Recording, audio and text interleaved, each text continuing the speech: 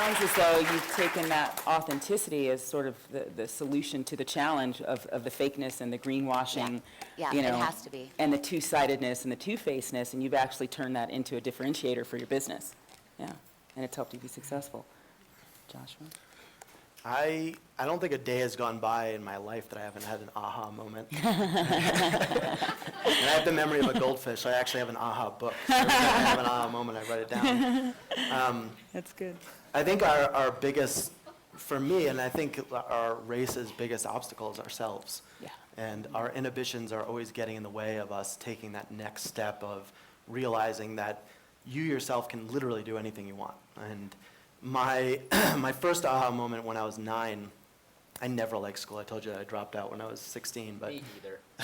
I mean, I really, really didn't like it. And I was 9 years old, and I was like reading the local paper in Rhode Island, and there was an ad for child actors needed.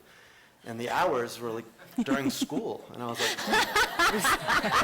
like I'm not an actor, but this can get me out of this whole school thing. And I convinced my mom to take me to Providence for this audition, and she was like, I don't know. And we show up, and there's like 200 kids, and their parents are putting makeup on them, and my mom's like, breaks her lipstick out of like, no.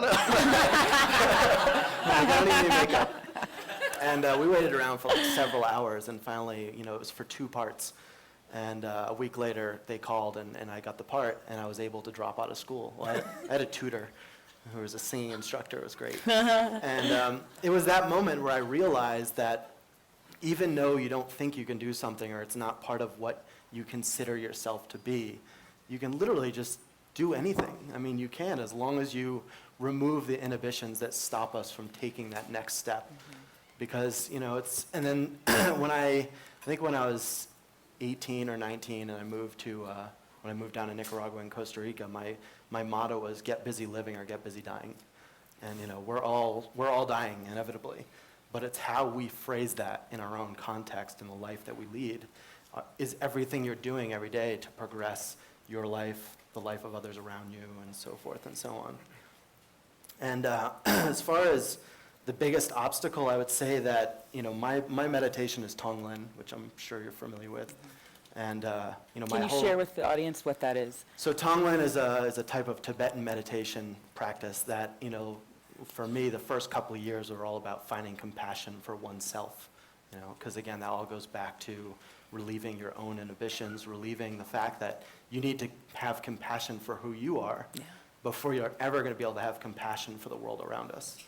And that's where I see a lot of the problems in like the way we lead our lives off of the news, and it's so out there, it's never in there, And so after you realize that compassion for yourself, your whole meditation is based on inhaling the suffering of your family members, your friends, our country, the world, anything that you feel like you can take on, and exhaling your compassion for them.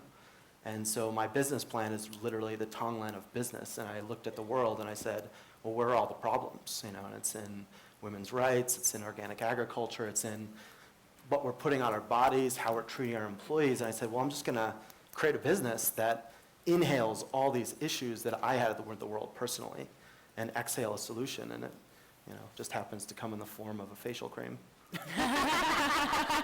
And your skin looks great, by the way. Okay.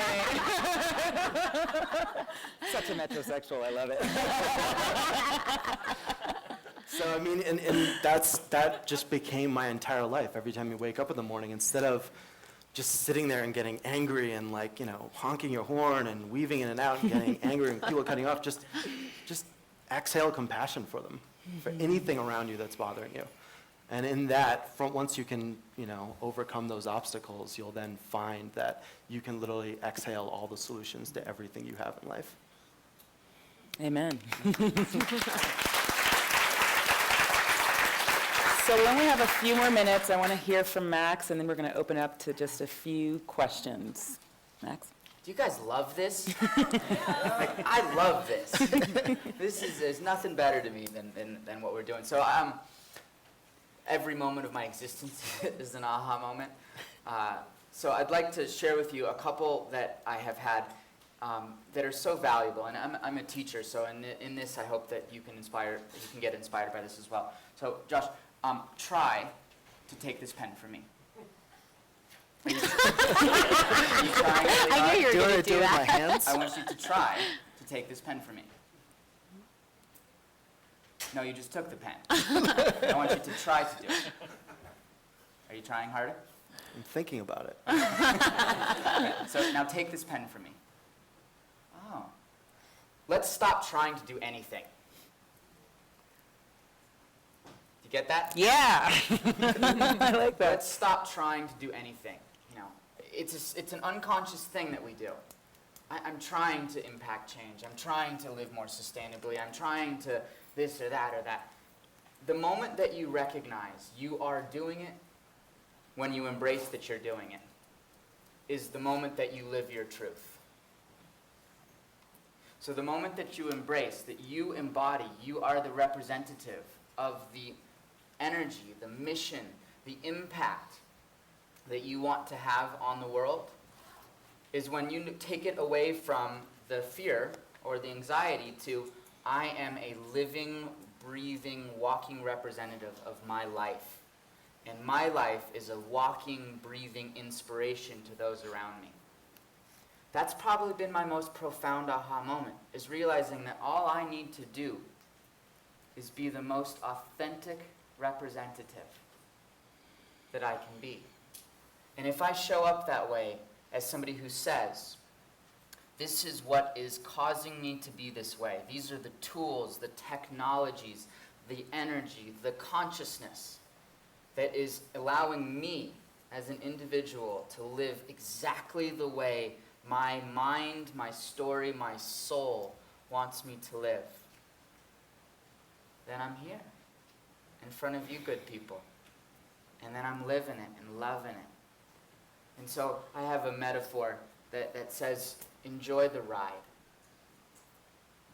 And that was another aha moment for me, is realizing that everything we're doing, if we are doing it because we believe that at some point along the line we will get what we think we want, you're actually just constantly pushing away the point.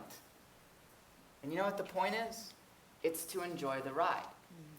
Now, for you, enjoying the ride might be saving the planet, or giving back to the tea growers, or developing the most organic skincare line, because the energy is the same.